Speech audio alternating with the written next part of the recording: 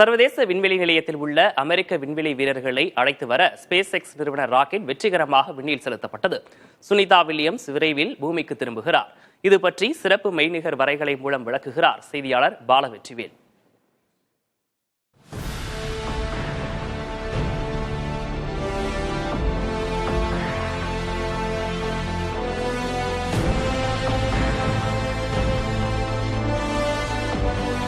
அமெரிக்காவில் உள்ள புளோரிடா மாகாணத்தில் இருக்கக்கூடிய கென்னடி ஸ்பேஸ் சென்டர் மாதிரி வடிவத்தில் தான் நம்ம இருக்கிறோம்.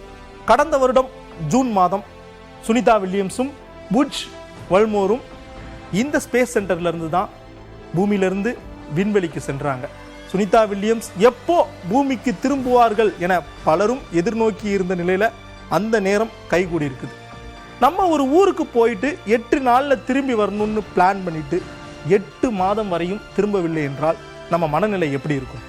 பூமியில் நமக்கே எப்படி இருக்குதுன்னா, விண்வெளியில் காற்றோட்டம் கிடையாது, ஈர்ப்பு விசை கிடையாது, மாறுபட்ட உணவு பழக்க வழக்கம் போன்றவற்றினால சிக்கி தவித்த சுனிதா வில்லியம்ஸ் அவர்களுடைய விண்வெளி வாழ்க்கை என்பது மிக சவால் நிறைந்ததாகவே இருந்திருக்குது. கடந்த 8 மாதமாக இதுவரையும் விண்வெளியில் அதிக நாட்கள் கழித்த பெண் அப்படிங்கிற பெருமையை பெற்ற சுனிதா வில்லியம்ஸிற்கு இந்த விண்வெளி நாட்கள் என்பது மிகவும் கடினமாகவே இருந்திருக்கு.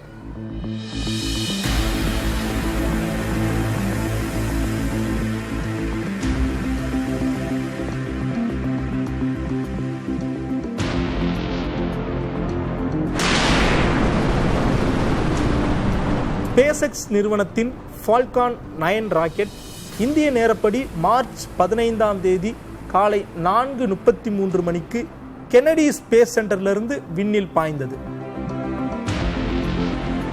டிராகன் விண்கலத்தினுடைய உயரம் 8.1 மீட்டர், விட்டம் 4 மீட்டர். இதில் மொத்தமாக 7 வீரர்கள் பயணிக்கலாம். தற்போது 4 வீரர்கள் பயணிக்கிறார்கள். இவர்கள் சர்வதேச விண்வெளி ஆய்வு மையத்திற்கு சென்ற பின்னர் சுனிதா வில்லியம்ஸ் உட்பட 4 வீரர்களை பூமிக்கு திரும்ப இதில் அனுப்ப உள்ளனர்.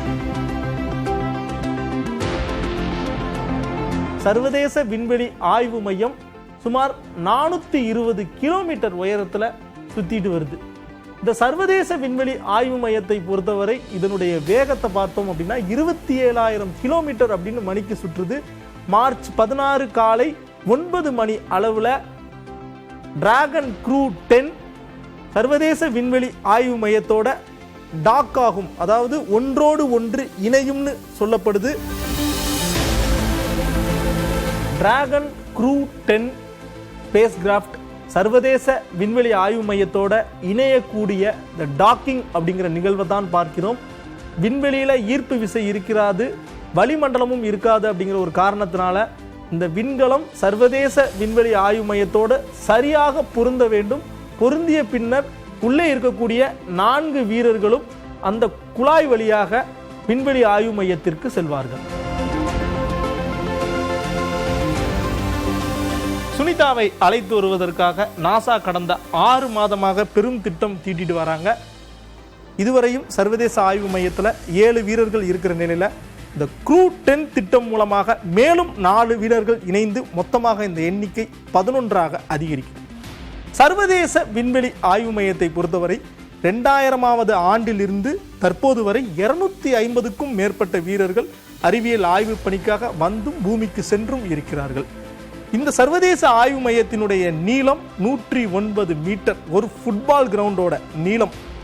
சுனிதா வில்லியம்ஸை பொறுத்தவரை உடல் எடை குறைவு, இரத்த ஓட்ட பாதிப்பு, தோல் பிரச்சனைகளால் ஏற்கனவே உடல் ரீதியாக பாதிப்பை சந்தித்து வந்த நிலையில் இதற்கு மத்தியில் அறிவியல் ஆய்வு பணியையும் அவர் மேற்கொண்டு வருகிறார்.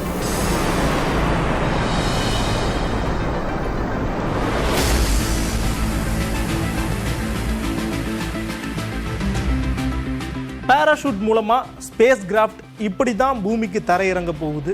மார்ச் 3ஆவது வாரம் அல்லது இறுதி வாரத்தில் பூமிக்கு தரையிறங்கும் நிகழ்வு நடைபெறும்னு நாசா தெரிவிச்சிருக்காங்க.